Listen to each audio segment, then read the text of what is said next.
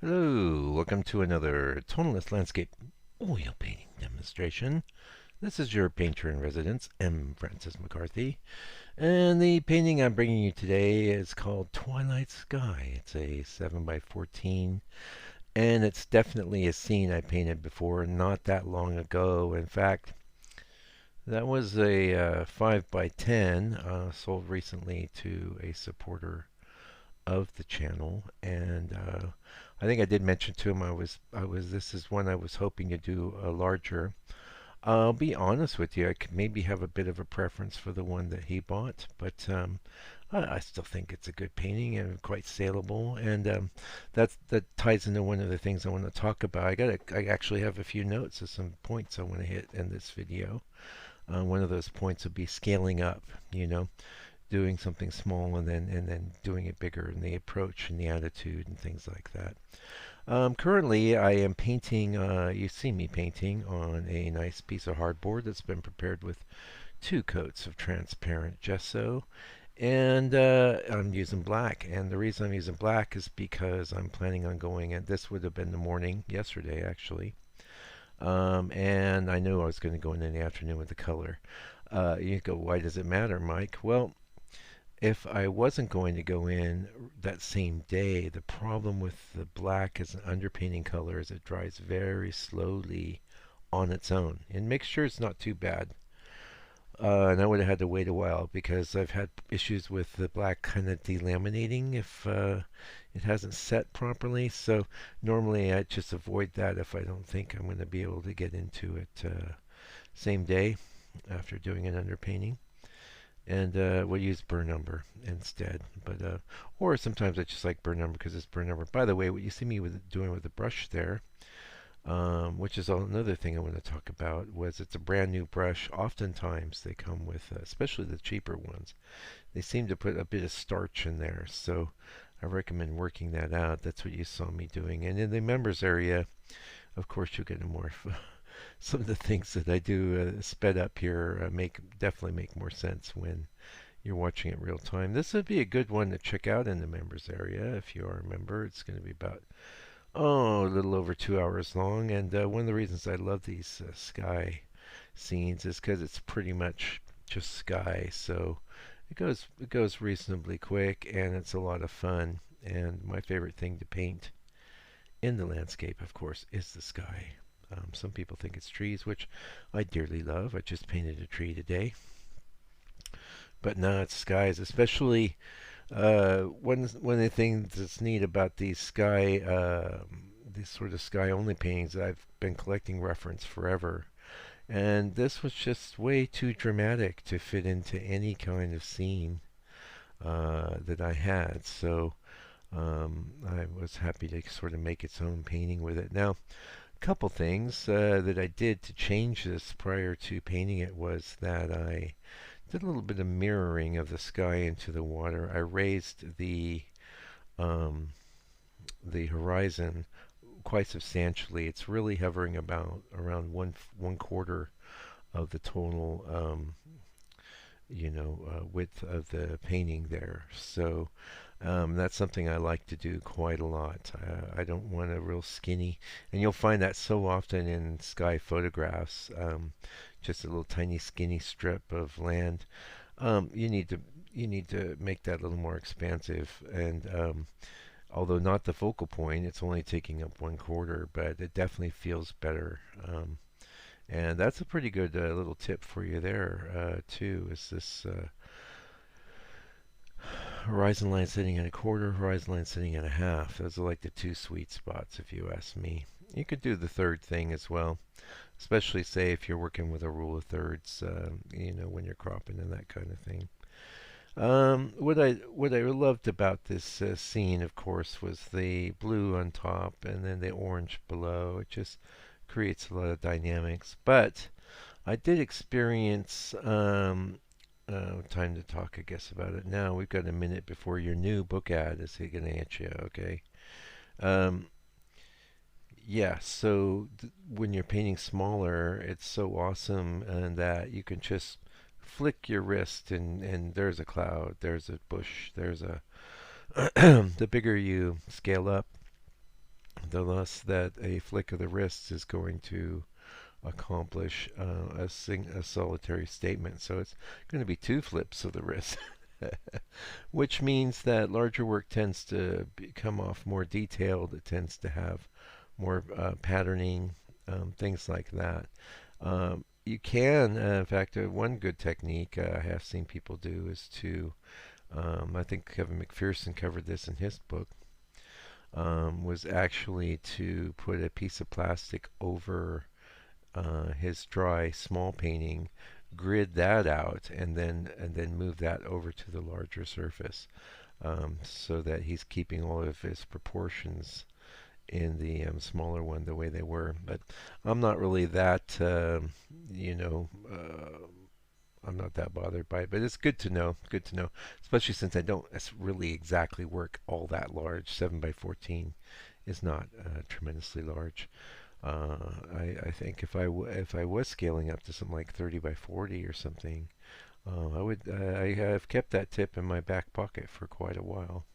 Haven't used it, but I pass it on to you either way, because this is Tip Central. This is the place you come to see a demonstration painting happen and get a few tips along the way. Yeah. Anyway, we're gonna have I put together a new ad for the book. It's not as involved, but hopefully it'll be better in that in this little ad I put together, you get to see the actual book, just with some type scrolling across the screen. So it's not very sophisticated, but a lot of you have been getting the book, and I really appreciate it. And it's $60, and the reason for that is U.S. Just really high international shipping. Anyway, here's our ad in 5, 4, 3, 2, 1. All right, it's on nice paper. If you don't have my book, you need it right now. I did speed it up a little, just so you guys, because I know it takes patience. Everything you want to know about painting tonally that I know is in this book. Still a few tips and tricks you're going to get here. Maybe didn't make it in there, but all the basics are there in one place. Everything you really want to know. So click the link below this video. It's on my website. And yeah, we're in our second printing of 50 copies. And I signed a number each one. Um, anyway, check it out. Yeah. So I was talking about brushes. Like, okay, these DOS brushes work really great for skies because they're a bit looser. Okay, like I also like the Robert Simmons Signet series a lot, but there's a lot more density of bristles in that. It's also a lot more expensive, but it really doesn't matter if the brush that you like is doing a good job for you, then that's the brush for the job. Okay, it's pretty simple. It's not hard. Um, The other thing I'd like to say is that if you find a brush that you really like, uh, and let's just say you sell a painting or something, buy a ton of them. Just buy a whole massive amount of them, because so many times I found that well, speaking of the Robert Simmons, I really used to like the one that they had in their series, and then one day they decide, oh, we don't need odd numbers. I like the three too. They discontinued that. I have not really been able to replace that quite to my satisfaction yet, but that's what got me into the DOS brushes. That's about as close as I get, because they're four. It's really like a three, you know. Anyway, yeah, you find a brush you like, stock up on it, because don't assume it's going to be there forever. Yeah, now the other thing I wanted to talk about, there's a scaling up thing. So you want to stay loose. I didn't worry. I didn't even look at the original iteration of this, although it is the same reference. But I will say I flipped the reference. Um, Mostly I wanted to make sure it was somewhat different than the last one, since it was really wonderful of the person that bought it to buy it. I want to make sure they have something that's unique. But every painting is unique. That said, that was a bit of an effort in that direction. You're gonna get more variations in color, more patches of color, the bigger you go, obviously. One of the main solutions for that is to use a much larger brush, which I did for the bulk of the sky. I love this, the brush that's in my hand right now, by the way. It's a Princeton Reline, a Refine. I think it's a bristle filbert, and it's a nice long brush. It also has that kind of loose thing. I love it for skies. It's okay for the trees and stuff too, but I love it for skies. For skies, I like a brush that's a little looser. Like if you say put your hand out in front of you and spread your fingers out a little bit. That's what I mean, as opposed to if you had your fingers all close together, you know. And having that little bit of looseness, it really adds to the brush fracture. Yeah, it really, because what you don't ever want to do with your clouds is start smearing your stuff together, either with your finger, a brush, or a paper towel. You want to have interleaving, intertwining brush strokes.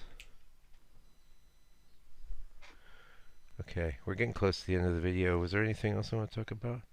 Oh, yeah, real quick. Clean versus dirty color. That is, there's a lot of dirty color in this painting. That orange down on the bottom, I was some cat orange, but then I threw in some burnt umber just to dirty it up. The blue up at the top is phthalo blue and some white, and then I added quite a bit of raw umber to dirty it up. Raw umber is great for dirtying up your blue in your sky. As I moved down into the lighter blues in the sky, I added yellow ochre, which doesn't so much dirty it as add a level or a note of complexity. And the whole idea of dirtying maybe has a negative connotation. You could just call it making your colors a little more complex, because you know, colors as they come out of the tube, like if you're making your blue for your sky just by taking some phthalo blue and adding white to it and then walking away, that's an amateur move. I'm sorry. I got to tell you. Someone got to tell you. I just told you the solution, though. There's two good solutions there. A little tiny bit of black or a little tiny bit of raw umber. And you are good to go. You have, and you don't need a lot. A little will go a long way. The other thing I wanted to mention before we close out this video is, like, see these masses there. In my reference, there was a million tweaky little things going on with that. Little silhouettes of tiny trees and little buildings and this's and that's. And who knows, if I was painting this 30 by 40 inches or whatever the equivalent would be, it'd actually be 20 by 40, right? Because this is the doubled square motif. Yeah, maybe I'd do a bit of that. Probably not, though, because to me the focal point is that brilliant spot of light in the sky and the sky itself, you know, and the feelings that ensue from looking at it, which is very similar to the response you might have had from the photo, except this is a painting, so it has a whole nother filter of humanness involved, which is, you know, what we're into. It's what we like to do. And this is the great thing about skies, man. You can convey so much emotion and color and shape, and you know, the way different forms move into each other. It's so exciting. It's really fun. Um, I'm really hoping you got something out of this video. If you did, well, give me a comment or something. Go buy my book. You can send me a tip. There's a button or something just below the video itself, but there's also a donation thing on my site, and or go buy a little painting. You know, maybe you just got your first. Hey, it's the new year. Maybe you filed your taxes early and you got a big refund, so you can go, hey, you know what? I'm going to support Mike. That's what I feel like doing. Either way, I appreciate you making it to the end of it, and I really appreciate you so much. Thanks for watching and giving me your time and attention, and hopefully you got something out of this and enjoyed it, and or you wouldn't be here. You wouldn't be here at the 15-minute mark. And I'll keep them coming, and you keep coming, and we're all just going to keep you know, dancing into the future. Until I come back with another video presentation for your edification and enjoyment, do me a favor, do me a solid. Keep yourself out of trouble. Take good care of yourself and your family. And God bless you and your family.